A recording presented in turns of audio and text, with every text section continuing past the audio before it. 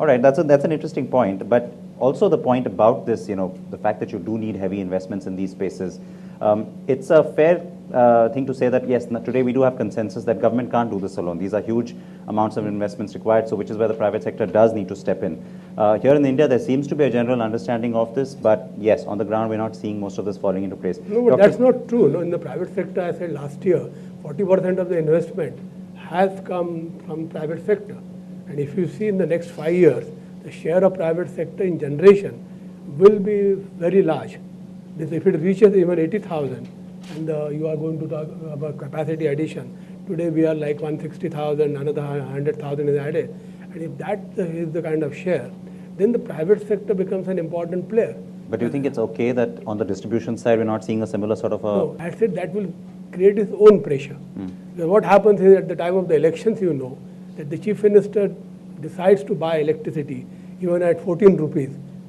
Now, you have the choice. Either you buy electricity at whatever the rate is available or in the open market, or you have to honor your power purchase agreement. That kind of a situation will come. And when we talk about the reform being forced, that's how the reform may happen.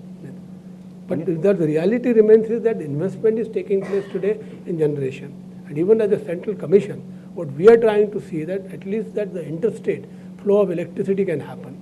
Also, we are introduced a point of connection charge for transmission. So that gives a level playing field for public and private, any generator. So merchant plant also can invest. So the electricity will flow. He can sell that.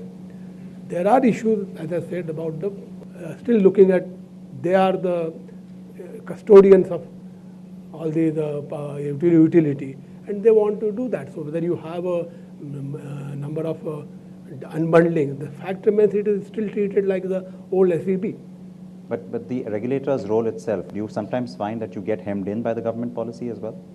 No, it is not the regulator. As far as the legal thing, construct is clear. Of course, if there are any court rulings, like there is a section 11 which we have challenged now, what High Court has said in Supreme Court. And central government has also joined us. So those are the issues, otherwise the law will have to be amended. Because we are talking of choice. In fact, I must come in on Section 11. Yeah, I was going to ask you about Section 11 is a very, very cute section in the Electricity Act. What it does is it gives extraordinary powers in the hands of very ordinary people in a sense. What it does is, it creates a situation. I remember last year we were in Orissa doing a conference, and I must say the Prime Minister there was very gracious. The entire Orissa bureaucracy was wondering what they should do because the conference was organized by the OERC, which was co-organized with us.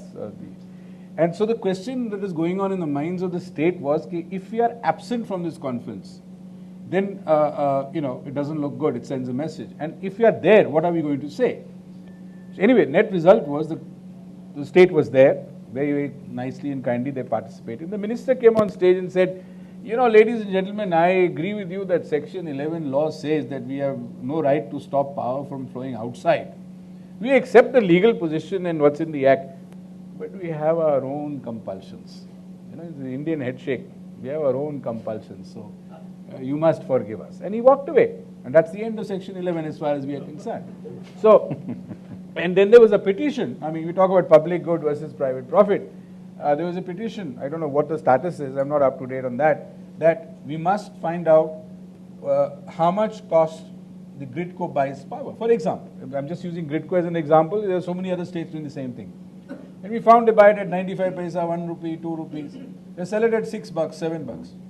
But the trader, he can't sell for more than 4 paise. And if he sells for more than 4 paise, all hell breaks loose. Right? Because why? He's private. 6 rupees profit, public sector chalta hai. And who's paying? Consumer in another state.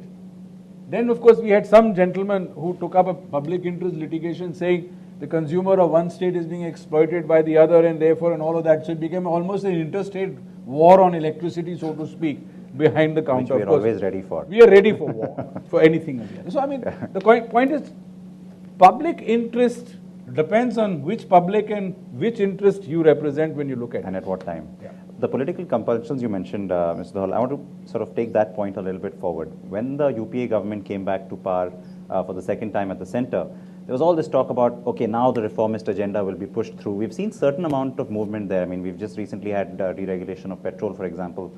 going through. But it's sort of piecemeal. It's not the kind of huge onslaught we had expected. So this political compulsion will always hang over our heads. I think so. But in a strange way, even though I'm a private sector man, I tend to agree with the government on this one. Because you have to understand the environment in which they function. Already the inflation had gone up, right? And the whole world was screaming, saying that India is going to go off the bend if you don't control prices. Yeah. And so the government did only release their control on petrol. If they had done so on diesel, they would have been on hell, right? And the prices would have gone even higher. So I think politically it wasn't correct. But what the question I asked Mr. Sarthak Bihuria, what power does the government have? He said, no, it's the cabinet. I said, I understand, it's God. But there's a law. You have said you dismantle the APM. Either bring back the APM, I don't mind. Bring back the APM in public interest and then you regulate. But you have not brought back the APM and you still want to regulate. And a former petroleum secretary, dear friend of mine, told me, he says, Harry, this is called informal regulation in public interest.